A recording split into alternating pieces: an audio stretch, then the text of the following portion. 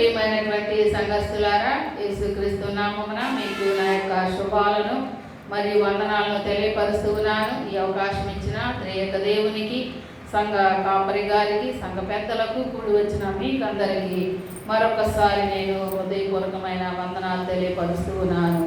యెషయా గ్రంథము 40వ అధ్యాయము 29వ వచనాన్ని మనం చదువుకొని ఉన్నాము. ఈ భాగానికి గాను దేవుడు నాకు ఇచ్చినటువంటి తలంపును బట్టి నేను ఏమని అంశము పెట్టాను అంటే, ప్రార్థన వలన కలిగే ఉపయోగం. ప్రార్థన వలన కలిగే ఉపయోగం అనే అంశాన్ని పెట్టడం జరిగింది. ఇక్కడ 4 విషయాలను మనం తెలుసుకుంటాము. 1, దేవుడు నిన్ను బలపరుస్తాడు. 2, దేవుడు నీకు విశ్రాంతినిస్తాడు. 3, దేవుడు నీ అక్కరలను తీరుస్తాడు. 4, దేవుడు నిన్ను విఫలము చెందనీయడు. 5, దేవుడు నిన్ను నడిపిస్తాడు. ఈ 5 అంశాలను ప్రభు నన్ను నడిపించిన కొలది, సమయం ఉన్న కొలది నేను చెప్తాను. మొట్టమొదటిగా ప్రార్థన వలన ఉపయోగాలు. ప్రార్థన అనేది మనకి, మన ఇంటికి, మన లైఫ్కి సెక్యూరిటీ లాగా పనిచేస్తుంది. ఈ దినాల్లో ఎంత సెక్యూరిటీని పెట్టినా అక్కడ జరగాల్సిన తతంగాలన్నీ జరుగుతూ ఉన్నాయి. ఏటీఎం సెక్యూరిటీ అనుకుందాం, కానీ అక్కడ పోవాల్సిన డబ్బులు పోతున్నాయి. సెల్ ఫోన్ సెక్యూరిటీ అనుకుందాం, సెల్ ఫోన్లో కూడా ఉన్న మనీ విత్డ్రా అయిపోతా ఉంది. అలాగే ప్రతి దాంట్లో మనం ఎంత జాగ్రత్తగా ఉన్నా, ఎంత కేర్ఫుల్గా ఉన్నా ఎంతో కొంత నష్టాన్ని ఫేస్ చేస్తూ ఉన్నాము. అయితే ప్రార్థన చేసేవారు ఎవరైతే ఉంటారో ప్రార్థన వారింటికి సేఫ్టీని ఇస్తుంది, సెక్యూరిటీని కూడా ఇస్తుంది. ఇంకా ప్రార్థన అనేది మన ఇంటికి, మరి మన కుటుంబాలకి ఆశీర్వాదకరంగా ఉంటుంది. ఆశీర్వాదాలు అనేవి మనం ఫిజికల్గా ఆలోచిస్తాం, లేదా భౌతికంగా ఆలోచిస్తాం, లేదా మన వరకే ఆలోచిస్తాం. ఆశీర్వాదాలు అనేది పిల్ల తరం వచ్చేలాగా ఉండాలి. మన జనరేషన్ ఆశీర్వదించబడేలాగా ఉండాలి అంటే మనము ప్రార్థించే వారముగా ఉండాలి. దేవుడు చెప్తాడు కదా, 1000 తరముల వరకు కరుణించువాడనై ఉంటాడు. 1 తరంతో కాదు, 2 తరాలతో కాదు, 3 తరాలతో కాదు, 1000 తరాల వరకు మనం ఆశీర్వదించబడాలి అంటే, మన జనరేషన్ ఆశీర్వదించబడాలి అంటే మనము ప్రార్థన చేయాలి. ఎవరో ఒకరు పునాది వేయకుండా ఇల్లు కట్టలేం కదా. కాదులేండి, పునాది ఒకరు వేస్తారు, ఇల్లు ఒకరు వేస్తారు, వచ్చి నేను నివాసం ఉంటాను అంటే అది ఏమాత్రము మంచి విషయము కాదు. కాబట్టి ప్రార్థన అనేది 1000 తరాలకి ఆశీర్వాదం తెచ్చేలాగా ఉంటుంది. ప్రార్థన అనేది మనకి ఆదరణని కలిగిస్తూ ఉంది. ఆదరణ అనేది మనకి ఎవరైనా ఇస్తే కొంత సమయమే. ఎగ్జాంపుల్, నాకు బాగా ఆకలేస్తుంది, ఎవరైనా వచ్చి భోజనం పెడతారు, అది నేను తినేస్తాను, ఆ కాసేపే వాళ్ళు గుర్తుంటారు. మళ్ళీ ఆకలి వేస్తే అబ్బా పలానోళ్ళని ఆకలి వేస్తే గుర్తు వస్తుంది. అట్లాగూ ఆదరణ అనేది కొంతవరకు ఉంటుంది, మళ్ళీ పోతుంది, కొంతవరకు ఉంటుంది, మళ్ళీ పోతుంది. అయితే నువ్వు ప్రార్థన ఎప్పుడైతే చేస్తావో ప్రార్థన వలన వచ్చే ఆశీర్వాదము, ఆదరణ నిన్ను మర్చిపోకుండా ఉంచుతుంది. ఇంకా ప్రార్థన వలన మన అవసరాలు తప్పనిసరిగా తీరుతాయి. అది చిన్న అవసరం కావచ్చు, పెద్ద అవసరం కావచ్చు, మొయ్యలేని భారమైందైనా కావచ్చు, కష్టతరమైందైనా కావచ్చు. ఇది జరగదు అని నువ్వు డిసైడ్ అయినా ప్రార్థన చేసే మనసు ఉంటే నీ అవసరతలన్నీ కూడా కొట్టుకొని పోతాయి. ఇవన్నీ జరగాలి అంటే నువ్వు ప్రార్థించే వారముగా ఉండాలి. ఇప్పుడే మనం చదివా యెషయా గ్రంథం 40వ అధ్యాయం 29లో, సొమ్మసిల్లిన వారికి బలమిచ్చువాడు ఆయనే, భక్తిహీనులకు అభివృద్ధి శక్తిహీనులకు అభివృద్ధి కలుగజేయవాడు ఆయనే. నువ్వు ఇప్పుడు వరకు ఎన్నో ఇబ్బందులు పడవచ్చు, కష్టాలు పడవచ్చు, బాధలు పడవచ్చు, శ్రమలు పడవచ్చు, నీ ప్రాణము నువ్వు సొమ్మసిల్లి పడిపోయి ఉండొచ్చు. అలాంటి పరిస్థితిలోనైనా ప్రభువు దగ్గరికి నీవు వస్తే, ప్రభువుకి నీవు ప్రార్థన చేస్తే అప్పుడు నీకు బలం వస్తుంది. ఎప్పుడైతే నువ్వు సమసిల్లిపోయావో, ఎప్పుడైతే శక్తిహీనులుగా నువ్వు అయిపోయావో, ఎప్పుడైతే లోకాన్ని ఆశ్రయించి, ఎప్పుడైతే లోకంలో ఎవరు నీకు పని చేయలేరని డిసైడ్ అయ్యావో, అలాంటి పరిస్థితుల్లో అలాంటి పరిస్థితుల్లో నువ్వు ప్రార్థించినా దేవుడు నీకు సహాయం చేస్తాడు. మనం రక్తస్రావ రోగిశ్రీ గురించి మొదట్లో ఏమింటాం, ఆమె అనేక మంది వైద్యుల దగ్గరకు తిరిగి తన డబ్బంతా కూడా వ్యయము చేసుకొని, డబ్బంతా ఖర్చు పెట్టుకొని, ఇంక అవకాశం లేదు, ఇంకెవరు నాకు సహకరించేవారు లేరు అని క్లైమాక్స్లో వచ్చినా సరే ఆమె ప్రార్థించింది కనుక, ఆమె దేవుని యొక్క వస్త్రపు చెంగు పట్టుకున్నది కనుక ఆమెకు స్వస్థత వెంటనే లభించింది. ఇప్పుడు నీవు నేను కూడా సాధ్యమైనంత వరకు మన ప్రయత్నాలు చేసుకోవచ్చు, తప్పులేదు. కానీ ప్రార్థన లాస్ట్లోనైనా సరే, మొదట్లో అంటే మర్చిపోతాం, ఉన్న హడావుడి మీద అర్థం కాదు, టెన్షన్ మీద చేయాలని ఆలోచన రాదు. కానీ తరువాత అయినా సరే నీవు సొమ్మసిల్లినప్పుడు, శక్తి లేనప్పుడు, అప్పుడైనా నువ్వు ప్రార్థన చేస్తే దేవుడు నీకు ప్రతిఫలం ఇస్తాడు. మనం అనుకుంటాం, ఎవరినైనా ఏదైనా వస్తువు అడగాలన్నప్పుడు ఆమె ఏమంటదంటే, ఇప్పుడా నువ్వు అడిగేది, ఫస్ట్ అడగాలని అంటుంది. ఇప్పుడా నువ్వు అడిగేది, ఫస్ట్లో అడిగితే నేను చేద్దామనుకున్నా, ఆళ్ళు చేయబోయేసరికి నా కాడికి వచ్చామంటుంది. కానీ దేవుడు అలా అనడు. నువ్వు ఫస్ట్ వచ్చావా చూడడు, లాస్ట్ వచ్చావా చూడడు, మధ్యలో వచ్చావా చూడడు. ఆయన చూసేది ఒక్కటే, ఎప్పుడైతేనేమి వచ్చావా లేదా, వచ్చిన తరువాత ప్రార్థించావా లేదా, ఆ ప్రార్థన కూడా నమ్మకంగా చేసావా లేదా, అదొక్కటి మాత్రమే చూస్తారు. కాబట్టి ప్రార్థన మనము చేస్తే ఆయన మనకి బలాన్ని ఇస్తాడు. యెషయా గ్రంథము 41వ అధ్యాయము 10వ వచనం చదువుకున్నాను చూడండి. యెషయా గ్రంథము 41వ అధ్యాయము 10వ వచనం.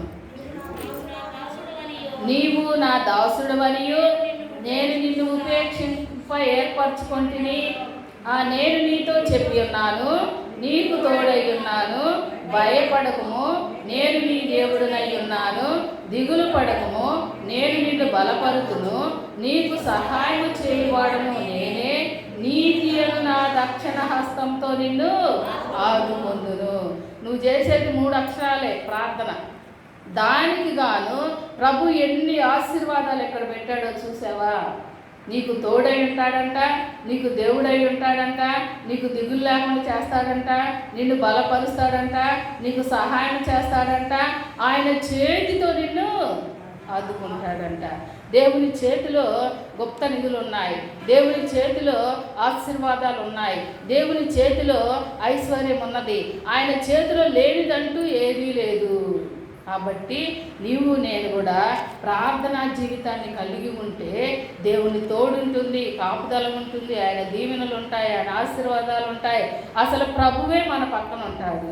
ఐ విల్ స్ట్రెంగ్త్ యూ అంటాడు. అంటే నేను నిన్ను బలపరుస్తాను, నీకు బలాన్ని ఇస్తాను, అసలు నేనే నీకు బలం. ఎంత గొప్ప మాట దేవుడు చెప్తూ ఉన్నాడు చూడండి. ఎవరైనా సరే, అధికారులు కానీ, మన ఇంటి వారు కానీ, బంధువులు కానీ, నేనే నీకు బలము, నా బలం ద్వారా ఏదైనా చేయగలనని చెప్తారా? అలా చెప్పరు. నాకు సాధ్యమైనంత వరకు ఏదో ఉడతా భక్తిగా చేస్తానంటారు. అవునా కదా? ఉడతా భక్తిగా చేస్తానంట. అది కూడా మన ద్వారా ఎంతో మేలు పొంది మనం తిట్టుకోకుండా ఉండాలి అని లాస్ట్లో వాళ్ళు వాడే పదం అది. కానీ దేవుడు ఏం చెప్తున్నాడంటే, ఐ విల్ స్ట్రెంగ్త్ యూ, నేను నిన్ను బలపరుస్తాను, నేను నిన్ను ఆదుకుంటాను, నేను నీకు సహాయం చేస్తాను, నేను నీకు తోడుగా ఉన్నాను, ఇంకొక తోడు నీకు అవసరం లేదు. 2 అన్నలు ఉన్నారంట. ఉంటే తమ్ముడేమో బాగా తెలివి కలిగిన వాడు, పని అస్సలు చేయడు, తెలివి ద్వారా డబ్బులు సంపాదించాలి. అన్నకేమో కష్టపడి పని చెయ్యాలి. అందుకని ఆ అన్న ఏం చేస్తాడంటే తమ్ముడు కాడికి వచ్చి, అరే తెలుగు నువ్వు బాగా బతుకుతా ఉన్నావు, ఎయ్యన నాకు 3 మొక్కలు నేర్పించుదా అని చెప్తాడు. అంటే ఒక్కొక్క మాటకి ఒక్కొక్క 100 రూపాయలు ఇయ్య అంటాడు. ఈ మధ్య ఒక జోక్ కూడా వచ్చింది. ఏంటంటే ఒక ఆమె వచ్చి ఆమెను అడుగుతుంది, అమ్మ నేను చాలా బాధలో ఉన్నాను, దిగుల్లో ఉన్నాను అంటే, ఏం చెబుతుంది, నీకున్న దిగులు తగ్గిపోవాలంటే నాకు 100 రూపాయలు 1 గంట కూర్చుంటా. సరే నువ్వు ఏడవాలి అంటే 200 నీతో కలిసి నేను ఏడుస్తా. లేదు ఏదన్నా తగాదు చేయాలా, గుంపులు తీసుకురావాలంటే 500 5గురు పట్టకొస్తా. మ్యాటర్ అంతా కూడా దేంతో ఉంటుంది? మ్యాటర్ అంతా డబ్బుతో ఉంటుంది. కానీ ఈ డబ్బును ప్రభు కాడ పెట్టాల్సిన పనిలే. ఓన్లీ నీ మనసు శిరసు వచ్చి ప్రార్థిస్తే చాలు. సరే, ఈ అన్న ఏం చేశాడంటే, సరే తమ్ముడు నాకు 3 సలహాలు ఇయ్యి, నీకు 300 ఇస్తానన్నాడు. సరే, ఫస్ట్ సలహా, ఏదన్నా ఊరు పోయినప్పుడు తోడు లేకుండా పోమాక అన్నాడు. సరే అనుకున్నాడు. రెండో సలహా ఏమిచ్చాడంటే, నువ్వు ఏదైనా పొరుగురు పోయినప్పుడు కూలి పనికే వెళ్ళు అన్నాడు. రెండో సలహా. మూడో సలహా అన్నాడు, పనికి వెళ్ళిన చోట నువ్వు ఎవరైనా ఛాలెంజ్ చేస్తే ఆ ఛాలెంజ్కి నువ్వు ఒప్పుకో. ఈ పని నువ్వు చేయలేదు అంటారని నీ చేతి చూపిస్తా అని అట్లా ఛాలెంజ్కి నువ్వు ఒప్పుకో అంటాడు. 3టికి 300 ఇస్తాడు. ఇంకా నేను పని చేయాల్సిన పనిలే తమ్ముడు సలహా ఇచ్చాడు. ఈ 3 సలహాలు పాటిద్దామని దాన్ని బట్టి బయలుదేరి పోవాలనుకుంటాడు. అప్పుడు వాళ్ళ తమ్ముడు ఏం చెప్పాడు, తోడు లేకుండా ఏ ఊరు వెళ్ళబాకన్నాడు. సరే నేను చెప్పాను, ఒంటరిగా వెళ్ళాడు. వెళ్ళిన తర్వాత తోడు ఎవరు వస్తారు అడవుల్లో ప్రయాణాలకి? ఇప్పుడంటే బస్సులు ఆటోలు కాబట్టి ఎవరైనా వస్తారు. అసలు ఇప్పుడు ఆటోల్లో కూడా రావడం లేదు, కారుల్లో కూడా రావడం లేదు, విమానం అయితే వస్తున్నారు. సరే, ఇంక ఈ అబ్బాయి ఏం చేశాడు, తోడు ఎవరు లేరని తాబేలు ఉంటుంది కదా, తాబేలు పట్టుకొని దానికి సంబంధించిన ముంతలు వేసుకొని, తోడు కదా 2 కలిసి పోయాయి. దాన్ని తీసుకొని ఈయన బయలుదేరి వెళ్ళాడు. అయితే ఒక ప్రాంతానికి వెళ్ళాక మంచిగా నిద్ర వస్తూ ఉంది. చెట్టు ఉన్నప్పుడు ఆ చెట్టు కింద ఈయన నిద్రపోయాడు. నిద్రపోతే చెట్టు పైన పాము ఏం చేసింది, ఆ పాము ఈయనకి కాటు వేయాలనే ఉద్దేశంతో ఆ పాము పైనుంచి చెట్టు క్రిందకి దిగింది. అప్పుడు ఈయన తాబేళ్ళు పట్టుకొని వెళ్ళాడు కదా, ఈ తాబేలుకి ఈ పాముకి పోరాటం జరిగి ఆ పాము చనిపోయింది, తాబేలేమో బ్రతికుంది.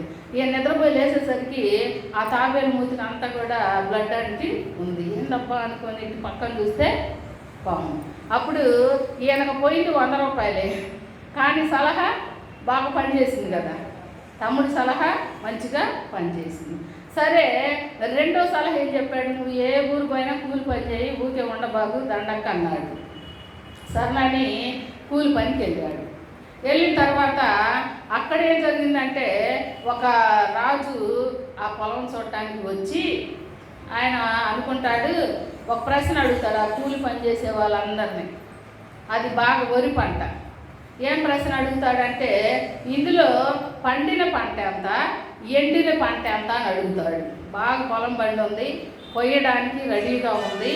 ఆ పొలాన్ని చూసి రాజు ఒక ప్రశ్న అడుగుతాడు, పండింది ఎంత, ఎండింది ఎంత. అసలు పొలం అంటే మనకు బాగా తెలుసు, అందులో పండింది ఎండింది ఏం గమనిస్తాం, మొత్తం కోసేస్తాం. అసలు పండి ఎండుంటేనే కదా నేను కోయడానికి పిలిచేది. అప్పుడు అందరూ కూడా ఒకరి మొక్కలు ఒకరు చూసుకుంటారు, ఏంటి నేను ఈ ప్రశ్న అడిగాడేనా నా టెక్కలైనా కాదే, రాజు కదా ఎందుకు ఎట్లా అడిగాడని ఒకరి మొక్క ఒకరు చూసుకుంటారు.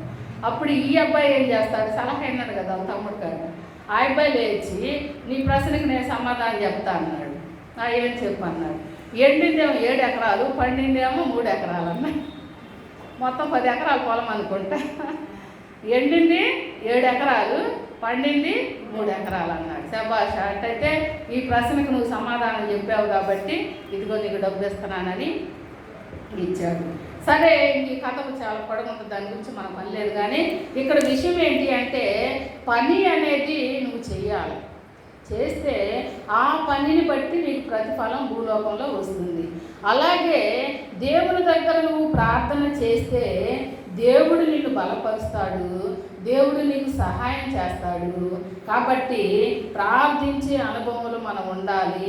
ఆ బలాన్ని దేవుడే మనకిస్తాడు. అందుకే ఐ విల్ స్ట్రెంగ్త్ యు అని దేవుడు చెప్తూ ఉన్నాడు. ఇంకొక విషయాన్ని చూడండి. కొలసీలకు రాసిన పత్రిక 1వ అధ్యాయము 11వ వచనం చదువుకున్నాను చూడండి. కొలసీలకు రాసిన పత్రిక 1వ అధ్యాయము 11వ వచనం.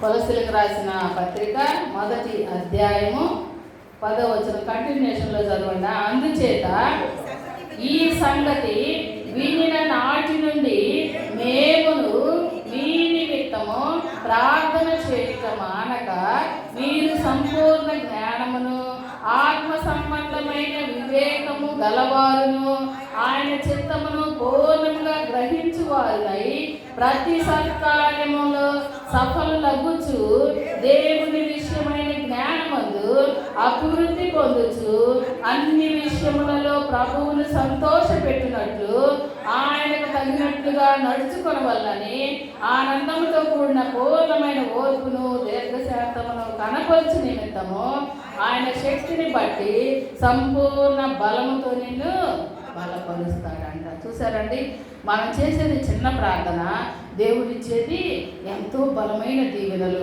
బలమైనటువంటి ఆశీర్వాదాలు. ఆ బలం అనేది ఒంటికే కాదు, ఆత్మకు కూడా బలాన్ని దేవుడు ఇస్తాడు. కాబట్టి ప్రార్థన వలన ఉపయోగం ఏంటి అంటే దేవుడు నిన్ను బలపరుస్తాడు. రెండవ ఉపయోగం ఏంటి అంటే దేవుడు నీకు విశ్రాంతిని ఇస్తాడు. మత్తయి రాసిన సువార్త 11వ అధ్యాయము 28వ వచనం చదువుకుందాం. మత్తయి రాసిన సువార్త 11వ అధ్యాయము 28వ వచనం.